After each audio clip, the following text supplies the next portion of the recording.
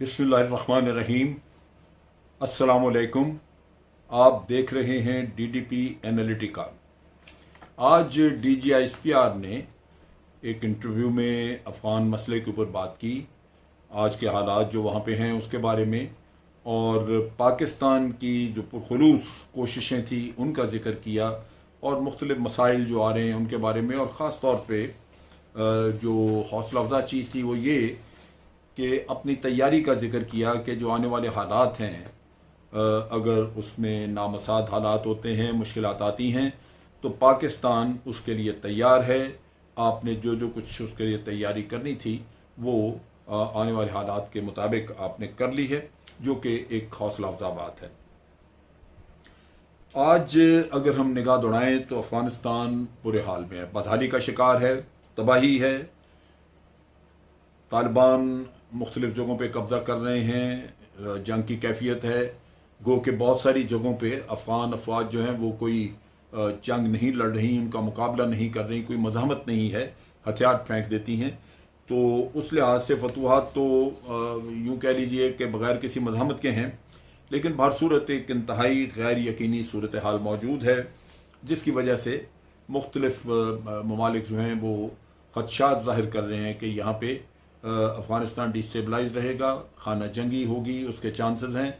और उसके साथ साथ फिर रेफ्यूजीज़ का मसला और फिर दहशत गर्दी फैलने का मसला ये भी मौजूद है।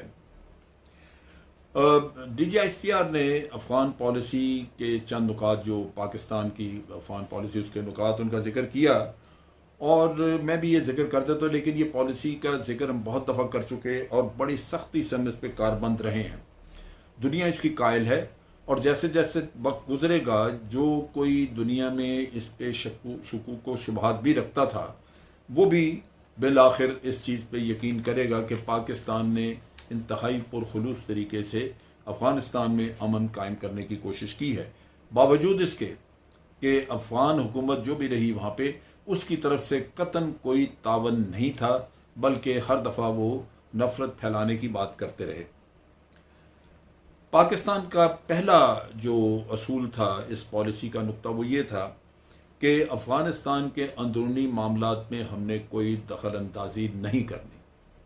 बावजूद इसके कि अफ़गान हुकूमत की रिट पूरे अफ़गानिस्तान पे नहीं थी, पाकिस्तान ने इंतहाई सब्र तहम्मुल का मुजाहरा किया, कोई दखल अंदाजी नहीं की, बल्कि यहाँ तक कि दहशत गर्द ग्रुप जो कि अफ़गानिस्तान के बॉर्डर एरिया से पाकिस्तान में हमले करते रहे और हमारी अफवाज को निशाना बनाते रहे, हमारी कैल्टीज़ हुई, उसके बावजूद पाकिस्तान ने अफ़गान हुकूमत से शिकायत की, लेकिन उनकी टेरिटोरियल इंटेग्रिटी को वायलेट नहीं किया।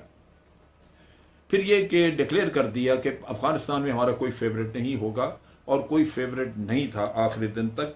हाँ, अलबत्ता कुछ जो हमारा थोड़ा बहुत इन्फ्लुएंस अफ़गान तालिबान पे था या किसी और भी धड़े पे, तो वो हम इस्तेमाल करते रहे मुकम्मल तौर पे अमन की खातिर, और उसमें कोई ऐसी चीज़ नहीं थी कि हम अफ़गान मामलात में कोई दखल दें या किसी को फेवरेट रखें तो मजबूर करें कि उसकी बात सुनी जाए।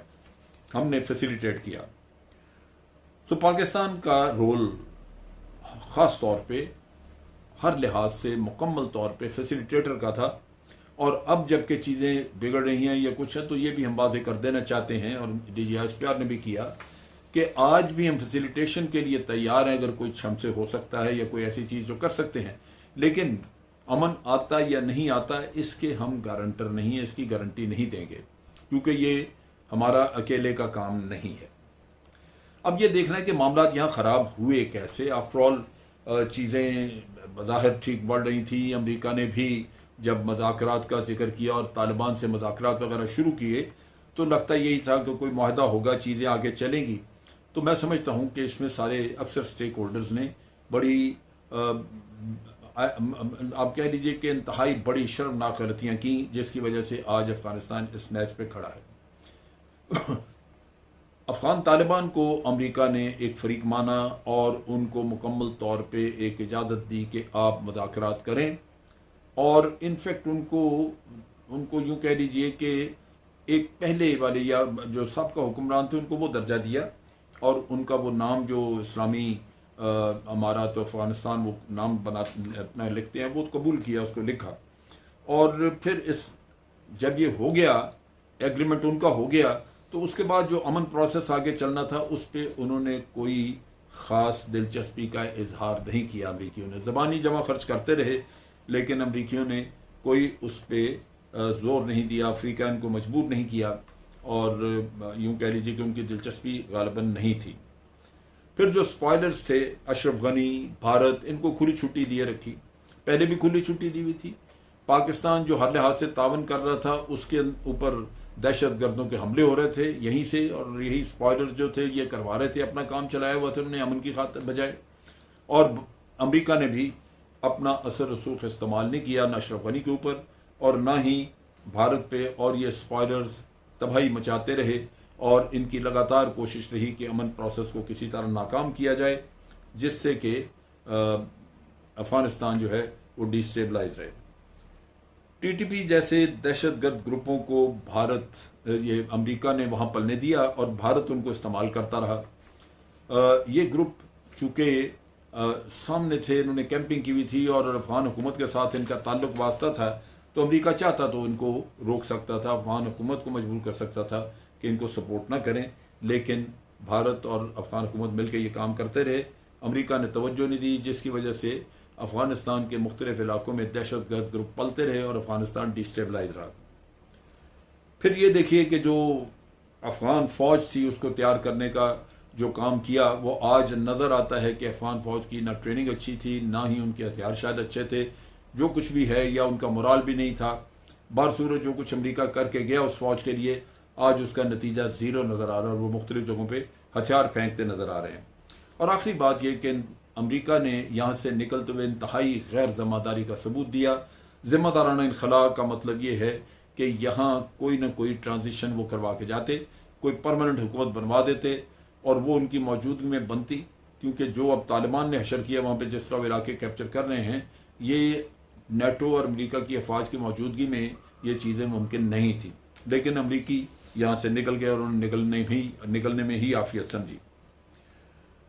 अब अफगानी खुद, मैं समझता हूँ सबसे बड़ा, यानी अगर कोई हकीकतन किसी पे आप डाल सकते हैं इस सारे किस्से का बोझ और इल्ज़ाम, तो वो अफगानी खुद हैं। मुल्क में अमन लाने की कोशिश या ख्वाहिश की बजाय इन लोगों ने अपने मुफादात को तरजीह दी। अशरफ गनी ये अमन प्रोसेस को चलाने के बजाय आखिरी वक्त तक अपने सदारती ओहदे को बचाने के चक्कर में रहा, और तालिबान के साथ मुज़ाकरात करने में सीरियस नहीं था, ना ही उनके मुतालबात मानने में कोई तवज्जो दी, और नतीजा ये कि इसी काम में मसरूफ़ रहा कि उसकी सदारत बच जाए। पाकिस्तान तावन करने को तैयार था, लेकिन अशरफ गनी ने हर लम्हे पे वो तावन ठुकराया और पाकिस्तान से तावन हासिल करने के बजाय पाकिस्तान के ख़िलाफ़ नफ़रत ज़ाहिर की, इल्ज़ाम तराशियाँ की, दहशत गर्दी वहाँ से करवाई। ये सारी चीज़ें यानी उनकी इंटेलिजेंस मिलकर करती थी, और अशरफ गनी को पता था ये सारी चीज़ें उन्होंने भारत को खुश करने के लिए की, क्योंकि अंदरूनी तौर पर वो ये समझते थे कि भारत तो तालिबान के ख़िलाफ़ पहले दिन से हमारी मदद कर रहा है, तो हमारा इत्तेहादी वही है। इस लिहाज से उन्होंने अपने पाँव पे कुल्हाड़ी मारी। फिर यह है कि अफ़गानियों के अपने अंदर नाइत्तफ़ाक़ी, आप देख लीजिए कि कोई मिल के बैठने का उनका बड़ा मुश्किल है, लोग पकड़ के बिठा देते हैं, रशिया ने बिठा दिया, पाकिस्तान ने, वरना उसके अलावा तो उनमें इत्तफ़ाक़ राय नहीं है, और करप्शन बेतहाशा है। पाकिस्तान के ऊपर इल्ज़ाम तराशियाँ, ये उनका मशगला है, और असल काम जिसकी तरफ उनको आना चाहिए वो नहीं वो करते। नतीजा ये कि इन्होंने इस सारे खेल में बजाय अपने मफादात का ख्याल रखने के, मफादात को परवान चढ़ाने की बजाय, इन्होंने सारे वक्त में भारत के मफादात पर तवज्जो दी और उसी को परवान चढ़ाया, उसी की बात सुनी। नतीजा ये कि आज ये उस मुसीबत की उस खाई में गिरे हुए हैं जहाँ से बचाने के लिए पाकिस्तान कोशिश करता रहा। फिर अफ़गान हुकूमत ने अफ़गान फ़ौज की अहलियत पे बहुत भरोसा किया। उनका ख्याल था कि अमेरिका ने पता नहीं क्या चीज़ बना के दे दी है। आज वो भरोसा उनको धोखा दे गया और हकीकतन वो फ़ौज नाकाम हो रही है। पाकिस्तान के साथ एक इंटेलिजेंस शेयरिंग का माहिदा करना था, जिसकी रूह से पाकिस्तान ने तालिबान वगैरह हर वो धड़ा, हर वो लोग जो अफ़गानिस्तान के ख़िलाफ़ काम कर रहे थे। पाकिस्तान ने उनके ख़िलाफ़ इंटेलिजेंस मुहैया करनी थी, इंफॉर्मेशन देनी थी ताकि अफ़गान फ़ौज मुकाबला कर सके। लेकिन भारत के इमा पे अफ़गानियों ने वो इंटेलिजेंस शेयरिंग का माहिदा दस्तखत करने से एक दिन पहले उसको रद्द कर दिया। नतीजा ये कि नतीजा वो भुगत रहे हैं जो उनको भुगतना था। अब भारत का रोल देख लें। अपने मफादात की खातिर उसने हर लम्हे अमन प्रोसेस को नुकसान पहुंचाया, अमन प्रोसेस को रुकवाने की, इसको सबटाज करने की हर वो कोशिश की जो एक घटिया मुनाफिक दोस्त कर सकता है। उन्होंने अपनी सारी कुव्वत, हालांकि यहाँ तक कि जो प्रोजेक्ट बनाए, पैसा इन्वेस्ट किया, हर चीज़ का बुनियादी मकसद यही था कि पाकिस्तान के मुखालिफ कार्रवाइयाँ, पाकिस्तान के ख़िलाफ़ नफ़रत फैलाई जाए और अवाम को, अफ़गान अवाम को, अफ़गान फोर्सेस को, इनको पाकिस्तान से मुतनफ़र किया जाए। इस चीज़ में वो किसी हद तक कामयाब रहे, लेकिन जो असल तबाही मची वो ये कि अफ़गानिस्तान में अमन ना आ सका। अफ़गान तालिबान के ख़िलाफ़ इन्होंने पहले दिन से नॉर्दर्न अलायंस और मुख्तलिफ़ ग्रुपों को, अफ़गान लीडरों को ये मदद करते रहे और आखिरी वक्त तक ये अफ़गान तालिबान के ख़िलाफ़ हरकतें करते रहे। यहाँ तक कि इन्होंने दहशत गर्दी की कार्रवाइयाँ करवाई। वहाँ पे आपको याद होगा कि गुरुद्वारे पे इन्होंने एक दहशत गर्दों का अटैक करवाया था और ये सब कुछ करा के तो इल्ज़ाम डालते रहे ये तालिबान पे, उनको बदनाम करने के लिए, ताकि अमन प्रोसेस आगे ना चल सके और अमरीकी समझें कि तालिबान अपने माहदे से फिर गए हैं। अब इसकी वजह से बदअमनी रही, लेकिन दूसरी तरफ ये है कि आज तालिबान इनकी बात सुनने को तैयार नहीं, क्योंकि तालिबान को इनके ऊपर एतमाद नहीं है। वो समझते हैं कि ये फिर कहीं ना कहीं हमें धोखा देंगे।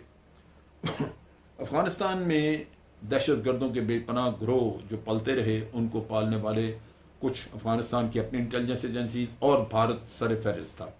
बजाय इसके कि अफ़गानिस्तान में दहशत गर्दी हर तरह की ख़त्म की जाती। बेशक दहशत गर्दी जो अब पाकिस्तान के ख़िलाफ़ हो रही है उसको तो ये प्रमाण कर रहे थे, उसको तो चढ़ा रहे थे, उसके लिए तो कैंप दोनों इन्होंने मिलकर बनाए हुए थे, भारत ने भी और अफ़गानियों ने। लेकिन उससे क्या हुआ, अफ़गानिस्तान डिस्टेबलाइज रहा और आज वहाँ पे लॉलेसनेस है। टीटीपी दाइशी पैदावार थी भारत की और भारत ने पाकिस्तान को नुकसान पहुँचाया, लेकिन बिल आखिर ये नुकसान सारा अफ़गानिस्तान का हुआ। पाकिस्तान ने कुर्बानियाँ दी लेकिन इस चीज़ पे काबू पाया और आज अगर कोई परेशान हाल है, बदहाल है, ख्वार है, तो वो अफ़गानिस्तान खुद है। अफ़गानिस्तान की ब्यूरोक्रेसी, पुलिस और फ़ौज के बहुत सारे ऑफिसर्स की जो ट्रेनिंग थी वो भारत में हुई थी। भारत ने उनकी ट्रेनिंग पे तवज्जो देने की बजाय ज़्यादा तवज्जो उनकी ब्रेन वॉशिंग पे दी ताकि उनको पाकिस्तान के ख़िलाफ़ इस्तेमाल किया जा सके। चुनाचे इस चीज़ की वजह से उनकी प्रोफेशनल कॉम्पिटेंस डाउटफुल थी। जहाँ तक पाकिस्तान के ख़िलाफ़ बकवास करने का ताल्लुक था वो तो वो भरपूर करते रहे, लेकिन हकीकतन उन्होंने अपने पाँव पे कुल्हाड़ी मारी। अब मसले का हल क्या है? मसले का हल पहली बात ये कि तमाम रीजनल कंट्रीज़ को, रीजनल कंट्रीज़ कौन से हैं? रशिया, चाइना, पाकिस्तान और ईरान। मैं रीजनल कंट्रीज़ उनको कहता हूँ जिनकी सरहदें मिलती हैं अफ़गानिस्तान के साथ, उनके अलावा और कोई नहीं। तो इन रीजनल कंट्रीज़ को मिल के तमाम अफ़गान धड़ों को मजबूर करना चाहिए कि वो फिर मुज़ाकरात के टेबल पर बैठे। मुज़ाकरात करवाना ये रीजनल कंट्रीज़ का काम है। हम सब उनको किसी न किसी तरह मदद कर रहे हैं और हमारी बसात में है कि हम उनको प्रेशराइज कर सकें और उनके लिए मुज़ाकरात का इंतज़ाम करें।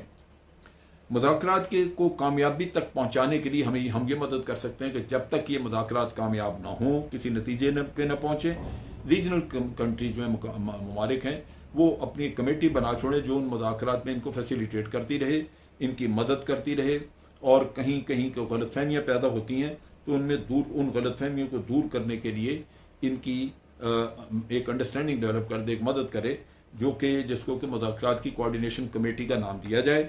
ये भी पाकिस्तान, रशिया, चाइना, ईरान ये मिल के बना सकते हैं। और आखिरी नुक्ता जो यहाँ पे मैं अर्ज़ करना चाहता हूँ इस ज़मन में वो ये है कि अफ़गानियों पे बिल्कुल वाज़ेह कर दिया जाए हर धड़े पे कि आप अगर ताकत के बलबूते पे कोई हल निकालेंगे तो वो हमें कबूल नहीं होगा। रीजनल कंट्रीज़ कोई भी आपको उस मामले में पजीराई नहीं देगा। इसके अलावा कुछ रीजनल कंट्रीज़ ने खुद अदा करना होगा। वहाँ पे फिर नॉर्दर्न अलायंस भारत शायद उनको वेपन दे रहा है, तैयार कर रहा है, खाना जंगी के लिए वो हालात पैदा हो रहे हैं। इसी तरह मज़ारिश ये जो इनका हेरात का इलाका है वहाँ पे इस्माइल खान अपनी को मलेशिया तैयार कर रहा है।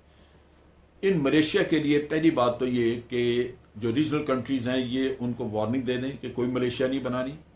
अगर मलेशिया बनाई गई तो मुज़ाकरात नाकाम हो जाएंगे, लिहाजा हम इसकी इजाज़त नहीं देंगे।